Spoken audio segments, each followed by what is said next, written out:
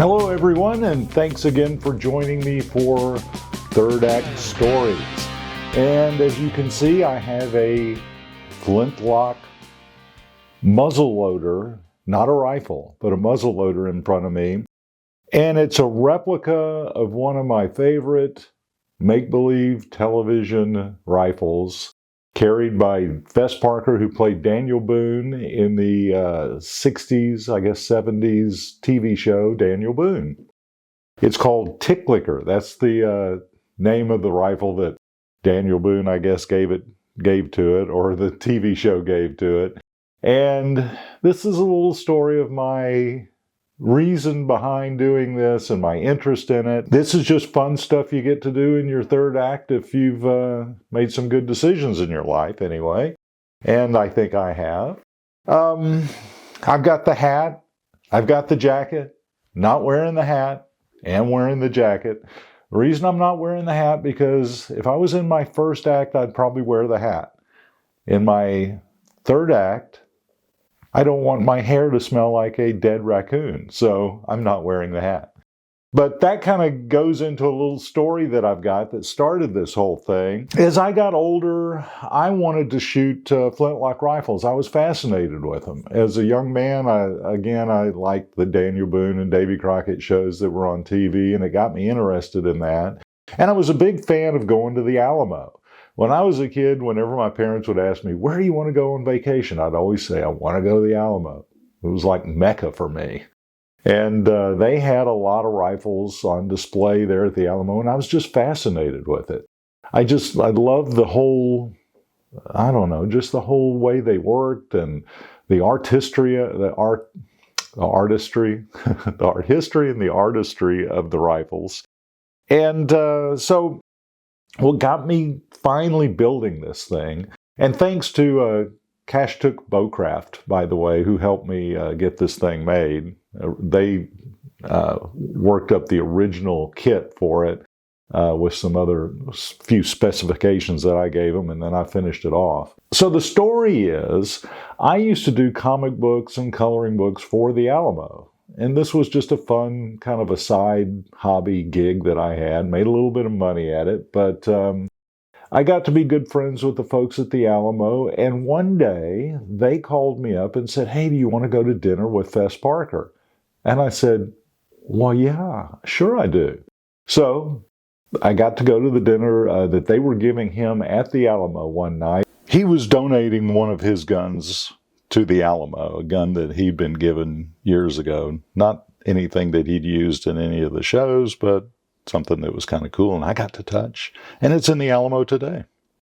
And the Alamo was all lit up. It had luminaries all over the grounds, and it was great. Walked in there and went back in the back. They had a little area where they could have parties and stuff. And I went back, and Fess Parker was there, and he was an older man at the time. He's since passed away, but, I got to talk to him. Everybody talked to him. In fact, at the dinner, he never sat down. He spent time with everybody there, listening to all their crazy stories and all when I was a kid, I did this. So the story I gave him was, when I was a kid, I had a cap gun like this. And I had a coonskin cap that my dad had made for me. And the coonskin cap, my uncle had killed a raccoon up in Arkansas someplace, and he sort of knew how to tan, but he didn't really know how to tan. So he tanned the skin, and he put it in the mail, and he sent it to my dad, and my dad sewed it onto a baseball cap. So I had a not really good-smelling coonskin cap that I would walk around the neighborhood with my cap gun pretending to be Daniel Boone. Well, the first time I did that, I get out in the middle of a field, and there are dogs circling the field. Every stray dog in the neighborhood had followed me into this field, and they wanted that hat. And I'm standing in the middle of the field going, Mama, help me, because my mom could hear me anywhere in the neighborhood. And so she walks out to the field, and she's standing behind the dog saying, drop the hat. And I'm going, I'm not dropping my coonskin cap. But eventually she convinced me to drop the coonskin cap. I did so, and the dogs tore it to shreds, and that was the end of my coonskin cap. And I got to tell Fess Parker that story, and I said, and I blamed you my entire life for losing my coonskin cap. And without missing a beat, he says, well, at least it's not the story I normally hear where kids cut up their mom's mink stoles.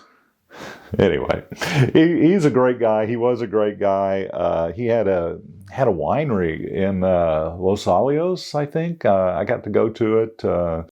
And he used to have a beautiful DoubleTree hotel type thing right on the beach there in Santa Barbara. So he was making good money as an elderly man in his third act. Back to the story of the rifle. As a kid, I always would watch this show trying to get a good view of this rifle, and I never could because I had an old TV and televisions were pretty low res back then.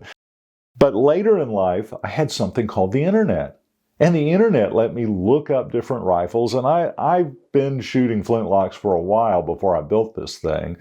And I came across a couple of bids on some rifles that I missed because I'd seen them too late. But they were something called a Belgium trade gun. And I realized that Ticklicker from the TV show was made out of a Belgium trade gun. Now, everybody's going to say, it wasn't a real gun. It was a trapdoor, Springfield. There were two guns.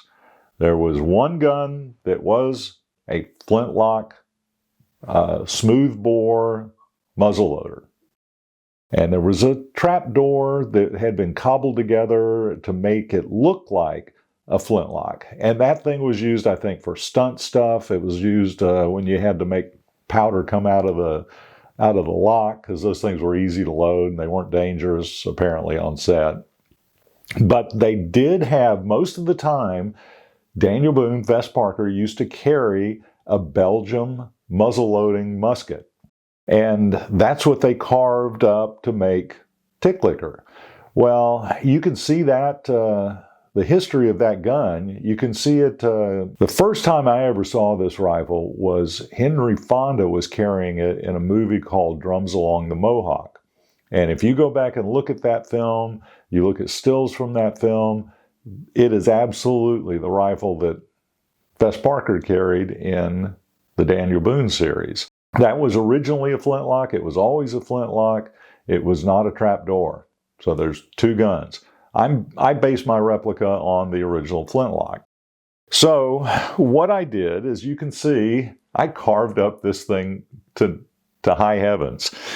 It luckily, since the internet, I was able to get a lot of good photos. There's photos of it on the cover of some comic books that I had, and I was able to piece together enough information about this gun to be able to make a replica of it. It's got heavy, what they call chip carving, and it's a miracle that I didn't slice my finger off making this thing, because the chip carving is a big hooked knife that you really dig into the wood and carve these giant hunks out of it. And nobody who wants a nice flintlock or a nice replica of a muzzleloader would ever do this. I'm the only one who would take something like this and carve it up.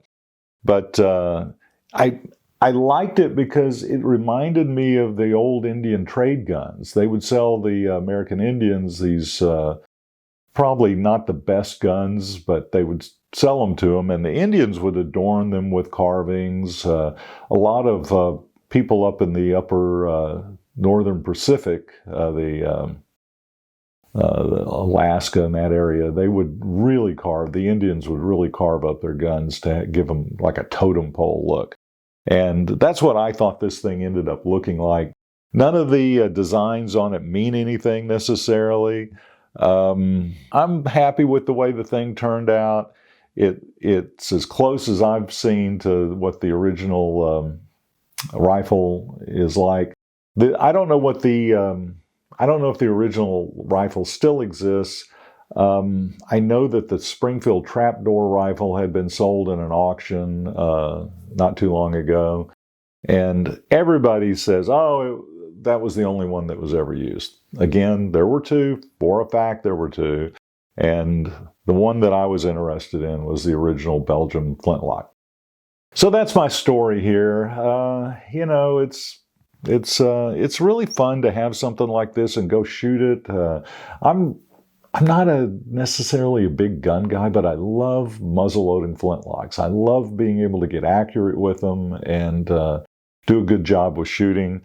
I'll do some more videos about flintlocks later on, but it'll be more about, good, well-made, good shooting flintlocks. But I thought this was an interesting one to start off with, and it kind of had a sentimental meaning to me. It was something I always wanted as a kid, and now I've got. And that's one of the things you can do in your third act is take the time and spend a little bit of money, and create some things that you've always wanted. Obviously I've done that. The robot's off today because I didn't want him to distract from the rifle here. But one of the great things, like I say, about being in your third act is just making your life what you want it to be, and working within your means. And if you've got a little bit of money, a little extra money to do something fun like this, that's a good hobby. It keeps your mind going, makes you feel happy. I like doing that. Nothing wrong with being happy in your third act. It's, you've lived a long life. You've gone through a lot of ups and downs, and third act is a good time to be happy. So hope y'all are happy. Hope y'all are having a good third act. And we'll talk to you again next time.